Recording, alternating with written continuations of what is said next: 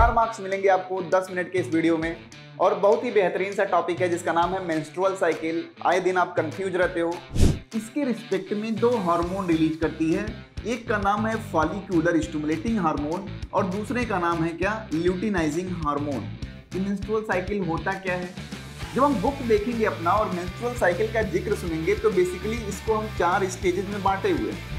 मान लीजिए primary oocyte के फॉर्म में होगा, इसके चारों तरफ हमारे पास ग्रेनुलोसा सेल्स होंगी, हम बोल रहे हैं इसे प्राइमरी फॉलिकल। अब ग्राफियन फॉलिकल में हमारे पास 2 लेयर्स थी, थीका एक्सटर्ना और थीका इंटरना। अगर किसी फीमेल में 35 डे की मेंस्ट्रुअल साइकिल हो तो ओवुलेशन कब होगा? हेलो रॉक स्टार्स, तो क्या हालचाल? तो पढ़ाई आपकी अच्छी चल रही होगी और पढ़ाई आपकी अच्छी चलती रहे, इसी सीरीज में हम लेके आए हैं एक और धमाकेदार टॉपिक जिसको हम 10 मिनट में क्लियर करेंगे। जैसा कि ऊपर लिखा होगा 4 मार्क्स 10 मिनट। 4 मार्क्स मिलेंगे आपको 10 मिनट के इस वीडियो में। और बहुत ही बेहतरीन सा टॉपिक है जिसका नाम है मेंस्ट्रुअल साइकिल। आए दिन आप कंफ्यूज रहते हो तो इसको थोड़ा अपने तरीके से हम समझने का प्रयास करेंगे कि भैया अगर इससे सवाल पूछा जाए तो हम कैसे बहुत इजी तरीके से इसका आंसर कर सकें। कोई भी चीज हमें रटनी ना पड़े, हर चीज हमें सिक्वेंसली याद हो कि होता क्या है बेसिकली और कैसे हम आंसर करेंगे, इस बात को ध्यान में रखते हुए। तो हम पढ़ेंगे किसके बारे में? पढ़ेंगे हम मेंस्ट्रुअल साइकिल के बारे में। पहले तो हम कोई भी साइकिल बोलते हैं तो मींस पीरियाडिक इवेंट। हम पढ़ने वाले हैं मेंस्ट्रुअल साइकिल के बारे में, मेंस्ट्रुअल साइकिल के बारे में। और जब साइकिल हम बोलते हैं इसका मतलब होता है कोई भी पीरियाडिक इवेंट जो एक पर्टिकुलर टाइम पे होता है। तो पहले तो हम कुछ बेसिक बातें जान लेंगे भैया इसके बारे में कि मेंस्ट्रुअल साइकिल होता क्या है। तो मेंस्ट्रुअल साइकिल फीमेल में ऑपरेट होती है। 28 डेज अप्रोक्सीमेटली एक लें तो 28 डेज की एक साइकिल होती है। अगर हम मेंस्ट्रुएशन की स्टार्टिंग बोले and that is known as menarche, और मेंस्ट्रुएशन जब खत्म होता है यानी लास्ट मेंस्ट्रुएशन को हम बोलते हैं क्या, मेनोपॉज। ये सब टेक्निकल टर्म्स आपसे पूछे जाते हैं। लेकिन मेंस्ट्रुअल साइकिल होता क्या है? जैसे मान लीजिए कि हमने बोला था कि हमारे यहां जब प्यूबर्टी आती है, थोड़ा समझिएगा, जब प्यूबर्टी आती है यानी जब हम मैच्योर होते हैं। और मैच्योर कब हम मानते हैं, प्यूबर्टी कब आती है? जब हमारे यहाँ हाइपोथैलेमस जीएनआरएच रिलीज करता होगा। और जब जीएनआरएच रिलीज करता होगा, जैसे मान लीजिए हम यहां लिख भी लें कि हाइपोथैलेमस साहब आए और उन्होंने जीएनआरएच रिलीज किया, तो जैसा कि हमें पता है कि हमारे यहां देखें अगर तो फीमेल में लगभग 60,000 से लेके 80,000 प्राइमरी फॉलिकल पाए जाते हैं प्यूबर्टी के दौरान। तो जब हाइपोथैलेमस जीएनआरएच रिलीज करता है, गोनेडोट्रोपिन रिलीजिंग हार्मोन रिलीज करता है, तो जीएनआरएच हमारे एंटीरियर पिट्यूटरी पे एक्ट करता है। और एंटीरियर पिट्यूटरी इसके रिस्पेक्ट में 2 हार्मोन रिलीज करती है। एक का नाम है फॉलिक्यूलर स्टिमुलेटिंग हार्मोन और दूसरे का नाम है क्या, ल्यूटिनाइजिंग हार्मोन। अब दोनों के काम करने का तरीका अलग होता है। फॉलिक्यूलर स्टिमुलेटिंग हार्मोन करता क्या है कि जो हमारे यहाँ ऑलरेडी प्राइमरी फॉलिकल्स हैं उनमें से कुछ प्राइमरी फॉलिकल्स या किसी एक प्राइमरी फॉलिकल को जो सबसे ज्यादा कॉम्पिटिटिव होता है उसको ग्रो कराता है। हमने बोला था कि प्राइमरी फॉलिकल जब हम देखेंगे तो इसमें मियोसिस अरेस्टेड रहती है। कहां अरेस्टेड रहती है, किस स्टेज में? तो प्रोफेज फर्स्ट में। प्रोफेज फर्स्ट के लेप्टोटीन स्टेज में ले जाके जब हम मियोसिस को रोक दिए होते हैं और हमारे पास जो प्राइमरी फॉलिकल जिसमें कि प्राइमरी oocyte होता है, जब हमारा एफएसएस आता है तो उसी में ग्रोथ कराना शुरू करता है और उसकी मियोसिस को क्या करता है, कंप्लीट कराता है। तो यही जो इवेंट होता है, इसी इवेंट को हम मेंस्ट्रुअल साइकिल में पढ़ रहे होते हैं। जब हम बुक देखेंगे अपना और मेंस्ट्रुअल साइकिल का जिक्र सुनेंगे तो बेसिकली इसको हम 4 स्टेजेस में बांटे हुए हैं। और बुक में देखेंगे तो हमने जो पहला स्टेज पढ़ा है वो मेंस्ट्रुअल फेज पढ़ा है, मेंस्ट्रुअल फेज पढ़ा है। दूसरा फेज जो हम पढ़ते हैं फॉलिक्यूलर फेज पढ़ते हैं। तीसरा फेज जो हम पढ़ते हैं ओवुलेटरी फेज पढ़ते हैं। और चौथा फेज जो हम पढ़ते हैं वो ल्यूटल फेज पढ़ते हैं। ये 4 स्टेजेस में हमारे यहां डिवाइड किया गया है किसको, हमारे यहां मेंस्ट्रुअल साइकिल को, जो कि एक साइक्लिक इवेंट है। इंडोमेट्रियल लाइनिंग में चेंज का एक साइक्लिक इवेंट है। लेकिन जब हम पढ़ने की शुरुआत करेंगे तो हमारे पढ़ने का अंदाज कुछ और होगा। इसलिए अंदाज बदलेगा क्योंकि आपका समझ बदलना है हमें। जब भी हम बात करेंगे मेंस्ट्रुएशन की तो जो हम गोला बनाते हैं 28 डेज का, थोड़ा उस गोले के बारे में सोचते हैं। हमने एक मेंस्ट्रुअल साइकिल के इवेंट को फुली अंडरस्टैंडिंग बनाने के लिए आपको एक गोला बना लिया, और इस गोले को हम कहेंगे कि भैया ये 28 दिन में होने वाली साइकिल है। तो मान लीजिए कि ये गोला जो हमने बना दिया वो 28 दिन को रिप्रेजेंट करेगा। घड़ी होता तो हम बोलते 24 घंटे को रिप्रेजेंट करेगी, लेकिन मेंस्ट्रुअल साइकिल है तो हम बोल रहे हैं कि ये गोला 28 दिन को रिप्रेजेंट कर रहा है। अब इस 28 दिन में कौन कौन से इवेंट होते हैं, हमारे पढ़ने का अंदाज इसलिए अलग होगा क्योंकि हम थोड़ा सा अलग हट के पढ़ाएंगे। हम बोलते हैं, बस ध्यान दें, तो हमारे यहाँ एफएसएच हर महीने क्या करता होगा, एक ग्राफियन फॉलिकल अपनी वजह से बनाता होगा। अपनी वजह से ग्राफियन फॉलिकल बनाता होगा। वो करता क्या होगा, कुछ प्राइमरी फॉलिकल में से जो सबसे ज्यादा कॉम्पिटिटिव होगा, उनमें से बहुत सारे प्राइमरी फॉलिकल में सभी प्राइमरी फॉलिकल ग्राफियन फॉलिकल तक कन्वर्ट नहीं हो पाते, लेकिन जो कन्वर्ट हो जाते हैं तो एफएसएच का यही प्रयास होता है कि जो भी मियोसिस रुकी हुई है उसे कंप्लीट कराएं। उसे क्या कराएं, कंप्लीट कराएं। तो हमारा जो एफएसएच है वो इसी को क्या कराता है, मैच्योर कराता है किसी प्राइमरी फॉलिकल को। किसी प्राइमरी फॉलिकल को क्या करेगा, मैच्योर कराएगा। मैच्योर कराएगा तो डेफिनेट सी बात है प्राइमरी फॉलिकल अपना मियोसिस फर्स्ट कंप्लीट करेगी, फिर मियोसिस सेकेंड स्टार्ट करेगी। देखते हैं वो कंप्लीट होगा कि नहीं होगा, क्योंकि कंप्लीट होता तो मेंस्ट्रुएशन का चांस तो नहीं बनता। जैसा कि हमने पढ़ा है कि स्पर्म आएगा तभी मियोसिस कंप्लीट होगा, और स्पर्म आएगा तो डेफिनेट सी बात है फर्टिलाइजेशन होगा। तब फर्टिलाइजेशन होने के बाद डिजनरेशन ऑफ एग होगा ही नहीं, तो मेंस्ट्रुएशन भी नहीं होगा, यानी फर्टिलाइजेशन तो नहीं हुआ एग का। यानी मेंस्ट्रुएशन का इवेंट तभी हो रहा होगा जब हमारे जो भी एग है, जो भी हमारा सेकेंडरी oocyte है, वो अपना मियोसिस कंप्लीट नहीं कर पाया और उस दौरान उसको स्पर्म से मुलाकात भी नहीं हुई, तो वही एग डिजनरेट करता है। और जो हमारी इंडोमेट्रियल लाइनिंग इस बात के लिए प्रिपेयर की गई थी कि भैया अगर फर्टिलाइजेशन होता है तो तुम इम्प्लांट कर सको, तो फर्टिलाइजेशन हुआ ही नहीं, तो इम्प्लांटेशन या सब तैयारी फेल हो गई। तो पहला फेज जो हम नाम देंगे वो फॉलिकुलर फेज होगा, फॉलिक्यूलर फेज। अब इस दौरान होता क्या होगा जरा सोचिए। हम तो रटने पे आमादा हो जाते हैं कि हम रट लेंगे, लेकिन इस दौरान होता क्या होगा जरा सोचिए।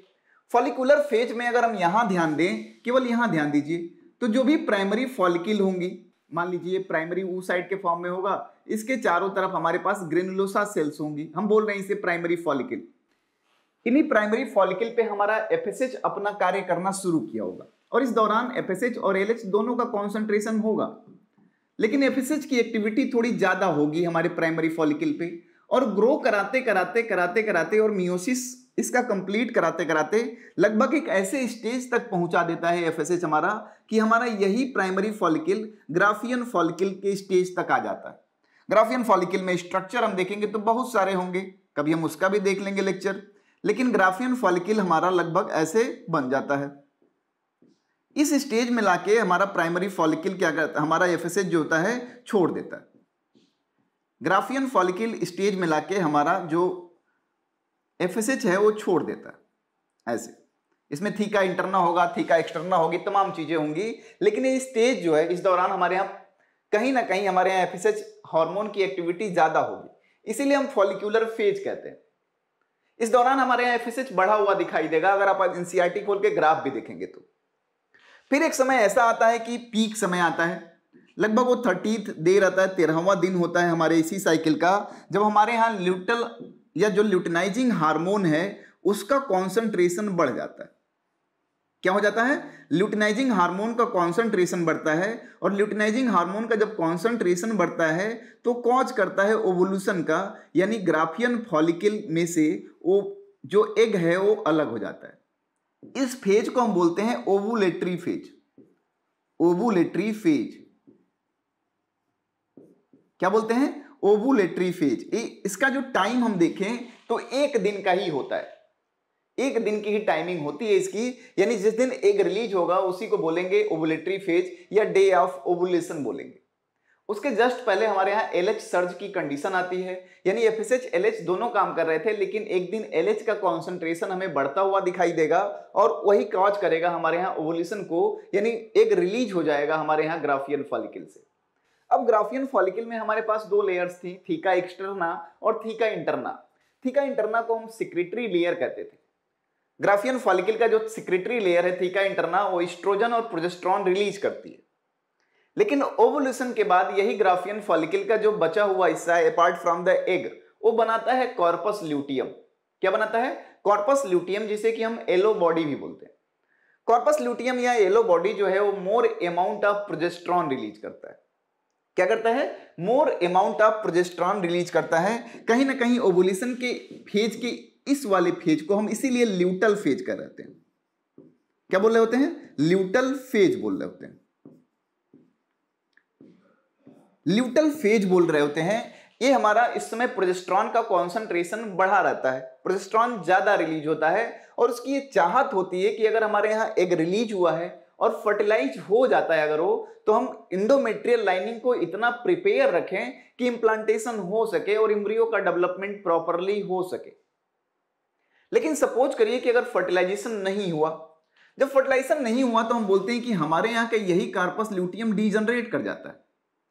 हमारे यहाँ यही corpus luteum after some time degenerate कर जाएगा और वो क्या बन जाएगा? कार्पस एल्बिकेंस बन जाएगा। और कार्पस एल्बिकेंस से एस्ट्रोजन ज्यादा रिलीज होगा in comparison to the progesterone, और वो कॉज करेगा क्या? Damage of endometrial lining. जो हमारा एग है और जो हमारा इंडोमेट्रियल लाइनिंग को हमने इतना बेहतर तरीके से प्रिपेयर किया था, अब वो क्या हो जाएगा? अब वो खत्म हो जाएगा। अब वो क्या हो जाएगा? खत्म हो जाएगा। क्यों भैया? क्योंकि फर्टिलाइजेशन तो हुआ नहीं, तो सारी तैयारी तो फेल हो गई। तो चौथा फेज आता है, हम बोलते हैं मेंस्ट्रुअल फेज। बुक में हमारा पहला फेज ही लिखा हुआ है, चौथा फेज हमारा आएगा मेंस्ट्रुअल। तो भैया मेंस्ट्रुएशन हुआ ही तो तभी होगा जब हमारा फॉलिकुलर फेज, ओवुलेटरी फेज सब गया होगा गुजर के। तो पहला फेज तो हम हमेशा फॉलिकुलर फेज ही पढ़ेंगे, क्योंकि पहले तो हमने फॉलिकल को इस लायक बनाया होगा कि ओवुलेशन हो पाए। तो अगर हम पढ़ते हैं तो बुक में भले दिया हुआ menstrual phase, follicular phase, ovulatory phase और ल्यूटल फेज, लेकिन सबसे पहला फेज तो हमारा फॉलिकुलर फेज होगा। एफएसएच आएगा, हमारे फॉलिकल को ग्राफियन फॉलिकल में कन्वर्ट करेगा।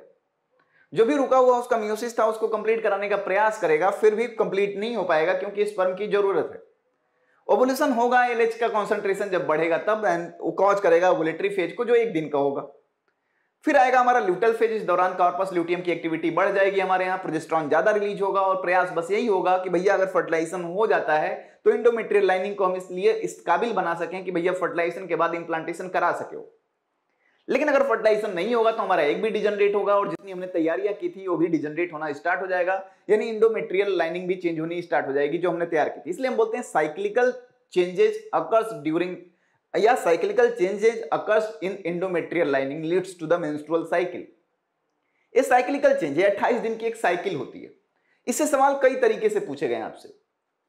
जैसे फॉलिकुलर फेज में हम देखेंगे एफएसएच की एक्टिविटी बढ़ी रहेगी, ओवुलेटरी फेज के जस्ट पहले हमारे यहाँ ल्यूटिनाइजिंग हार्मोन की एक्टिविटी बढ़ेगी, फिर ल्यूटल फेज में देखेंगे तो हमारे यहाँ कहीं ना कहीं प्रोजेस्टेरॉन की एक्टिविटी बढ़ी हुई दिखाई देगी। फिर अगर देखेंगे मेंस्ट्रुअल फेज में तो हमारे यहाँ कहीं ना कहीं एस्ट्रोजन की एक्टिविटी बढ़ी हुई दिखाई देगी हमको। ये तमाम ग्राफ दिए हुए। सवाल कैसे पूछे जाते हैं आपसे? तो एक हमने बोला कि जो मेंस्ट्रुअल साइकिल है वो 28 डेज की होने वाली साइकिल है, 28 डेज की होने वाली ये साइकिल है। तो कई बार सवाल पूछा गया आपसे इस तरह से कि भैया अगर किसी फीमेल में 35 डे की मेंस्ट्रुअल साइकिल हो तो ओवुलेशन कब होगा? अगर किसी में 35 डे की मेंस्ट्रुअल साइकिल हो रहा हो, क्योंकि अब 28 दिन में तो बोल रहे हो कि 14वें दिन हमारा ओवुलेशन हो गया, लेकिन अगर 35 डे की साइकिल हो तो ओवुलेशन किस डेट पे हो रहा होगा? तो अगर ऐसी कंडीशन आ जाए आपके सामने तो आपको करना क्या है? डेज ऑफ मेंस्ट्रुएशन, कितने दिन का मेंस्ट्रुअल साइकिल है, माइनस कर दीजिएगा पोस्ट ओवुलेशन। पोस्ट ओवुलेशन और पोस्ट ओवुलेशन जो डेट है वो फिक्स होता है हमेशा 14 दिन का। ये जो डेट है वो हमेशा 14 डे का होगा, यानी अगर 35 दिन की साइकिल है तो पोस्ट ओवुलेटरी पीरियड अगर फिक्स है कि 14 दिन का है तो हम बोलेंगे कि भैया यहाँ पे जो ओवुलेशन हुआ होगा 21st डे हुआ होगा। इस तरह के सवाल आपसे पूछे गए तो याद रहे कि इस सवाल को या इस डायग्राम को कोरिलेट करिएगा और समझने का प्रयास आप फॉलिकुलर फेज से करिएगा तो मेंस्ट्रुअल साइकिल आसान हो जाएगी, क्योंकि सबसे पहला इवेंट ही हुआ होगा कि फॉलिकल को ग्राफियन फॉलिकल बनाया गया होगा और उसके लिए एफएसएच की एक्टिविटी बढ़ी होगी। फिर ग्राफियन फॉलिकल बनेगा तो एग रिलीज करेगा and that is ovulatory phase, और वो अंडर द इन्फ्लुएंस होगा ल्यूटिनाइजिंग हार्मोन की। जो कार्पस ल्यूटियम बनेगा वो प्रोजेस्टेरॉन ज्यादा रिलीज करेगा और उसकी तैयारी होगी कि इंडोमेट्रियल लाइनिंग को प्रिपेयर कर सकें, ज्यादा नरिशमेंटिंग, ज्यादा न्यूट्रिटिव बना सकें, ताकि अगर फर्टिलाइजेशन हो जाए तो इंप्लांटेशन के लिए बेहतर हो हमारा इंडोमेट्रियल लाइनिंग। अगर फर्टिलाइजेशन होता है तब तो ठीक, लेकिन नहीं होगा तो यही हमारा कॉर्पस ल्यूटियम डिजनरेट कर जाएगा, कार्पस एल्बिकांस बनाएगा और एस्ट्रोजन ज्यादा रिलीज करेगा and that will leads to the menstrual cycle. तो स्टेजेस याद करने के तरीके यही होंगे, इसी तरीके से अगर याद करिएगा तो बहुत इजीली आपको याद हो जाएगा। तो चलिए मिलेंगे अगली बार किसी नेक्स्ट झन्नाटेदार वीडियो के साथ। तब तक आप कमेंट बॉक्स में बता भी सकते हैं कि आपको कौन सा टॉपिक नहीं समझ में आ रहा है, तो डेफिनेटली उस टॉपिक को भी कंसीडर करेंगे हम। ठीक है, श्री चैतन्य इन्फिनिटी लर्न हमेशा आपके साथ है। Thank you, bye bye, tata, take care.